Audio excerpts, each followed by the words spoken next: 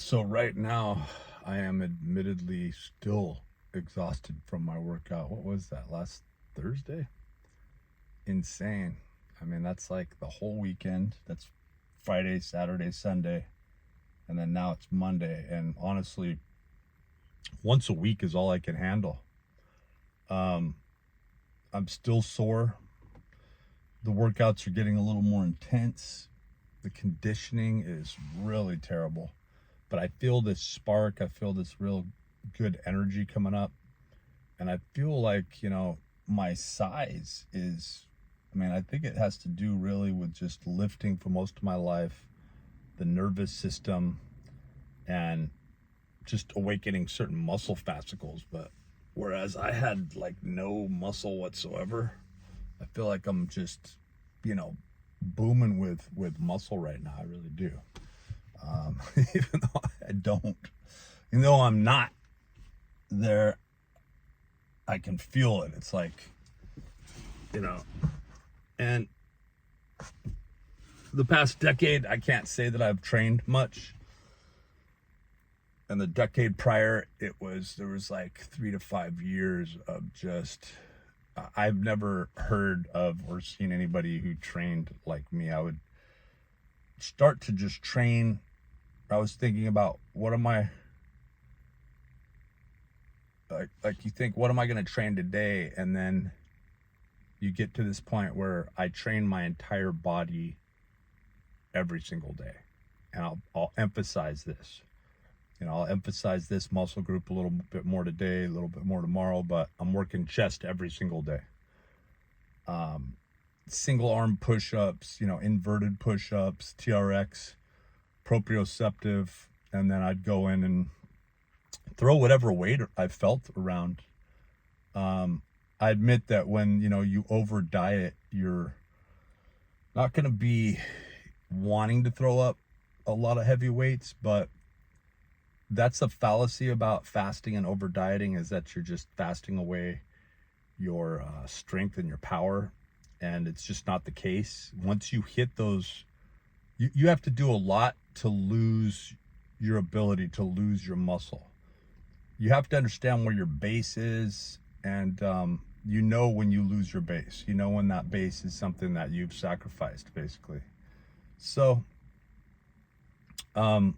getting my base back, those 295 rack presses felt like I actually did 295. I only lifted them up about 5 or 6 inches max. But and then kind of lowered them over my core. My core was completely activated. As I said in another video. I kind of thought at first when the guy told me, and that's really what sparked me. It was associative. It was like, when he said that, of course I watched video after video. I'm, pumping myself up. I'm enjoying the videos that I'm watching. I'm watching, people lifting max weight, which I really enjoy that whole thing.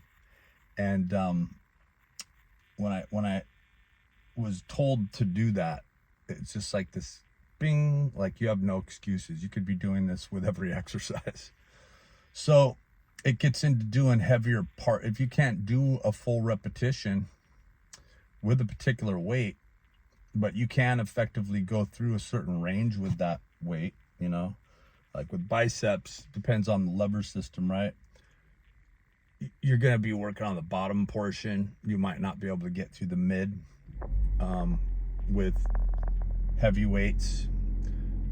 You can do bench curls, the old school curls, where you're just coming down to a 90-degree angle, and you're working on that other aspect.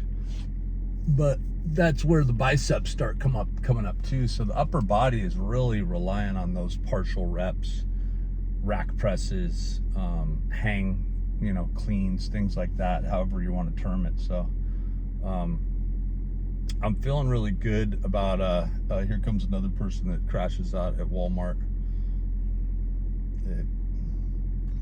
And that's okay. That's okay to do. So when you don't really need much and you realize year after year how you can get by without needing much, you're really happy with what you have. You're happy with, I'm not going to say the bare minimum, because the truth is that we never really have anything. And people who seem like they have a lot, like they have these mansions and so forth, they're still just in their same body, in their same mind state, and they can't be in every room at the same time. So it's a concept or an idea. And to say that there isn't an ownership wherever you go is also a fallacy. It gets into, pure proudhon. It gets into land ownership, rights, things like that, So anyway.